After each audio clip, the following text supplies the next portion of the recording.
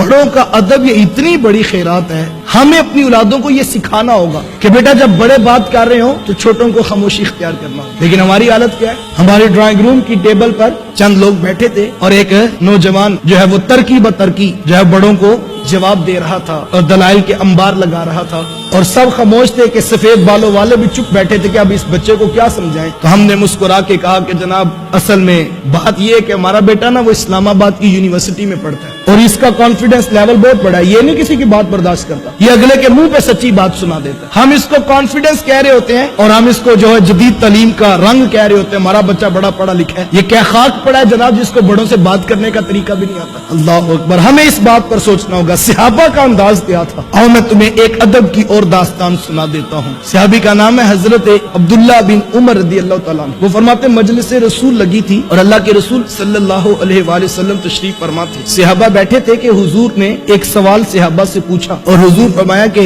صحابہ یہ بتاؤ کہ وہ کون سا درخت ہے جس کی مثال مومن کی سی ہے؟ اب سب صحابہ خاموش، اور صحابہ فرماتے کہ ہم جنگل کی جڑی بوٹیوں کی طرف غور کرنے لگے کہ کون سا درخت ہے جس کی مثال مومن کی سی ہے، اور اس کے پتے بھی فائدہ دیتے ہیں، اس کا پھل بھی فائدہ دیتا ہے، اس کی جڑیں بھی فائدہ دیتی ہیں۔ فرماتے ہم سوچنے لگے کہ وہ کون سا درخت ہے جس کی مثال مومن کی سی ہے اور جو نفع بخش ہوتا ہے۔ فرماتے تھوڑی دیر جب گزری اور کسی کو جواب نہ آیا تو حضور علیہ السلام نے وقفہ سکوت توڑتے ہوئے خود ارشاد فرمایا کہ صحابہ وہ تو کھجور کا درخت۔ اب مجلس برخاست ہوگی، صحابہ اٹھ کر گھروں کو جانے لگے۔ جب گھر پہنچے تو حضرت عمر رضی اللہ تعالیٰ عنہ کے بیٹے اپنے والد ماجد سے عرض کرتے ہیں کہ ابا جی آج حضور نے سوال کیا تھا نا، اور حضور نے پہلی پوچھی تھی کہ وہ کون سا درخت ہے جس کی مومن کی سی مثال ہے؟ حضرت عمر رضی اللہ تعالیٰ عنہ فرمایا ہاں بیٹا حضور نے یہ بات پوچھی تھی۔ تو کہا کہ پھر جواب اس وقت تو کسی کے ذہن میں نہیں آیا۔ ابن عمر رضی اللہ تعالیٰ عنہ عرض کرتے ہیں اللہ کی قسم ابا جی مجھے جواب آتا تھا۔ تو کہا بیٹا آپ نے بتایا کیوں نہیں؟ اگر آپ بتاتے تو مجھے بھی خوشی ہوتی کہ عمر کے بیٹے کو جواب آتا تھا۔ تو ابن عمر نے کتنا خوبصورت جواب دیا،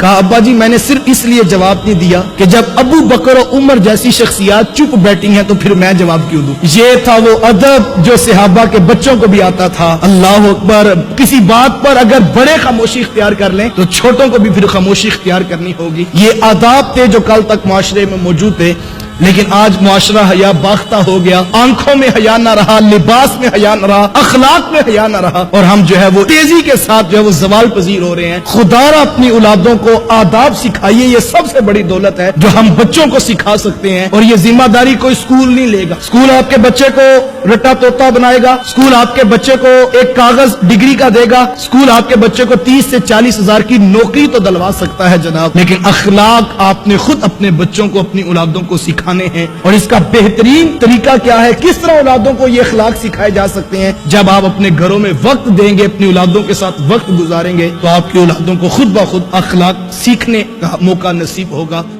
اس ویڈیو کو شیئر ضرور کیجئے، ہو سکتا ہے آپ کے ایک شیئر سے یہ بات کسی کے دل میں اتر جائے۔ جزاک اللہ۔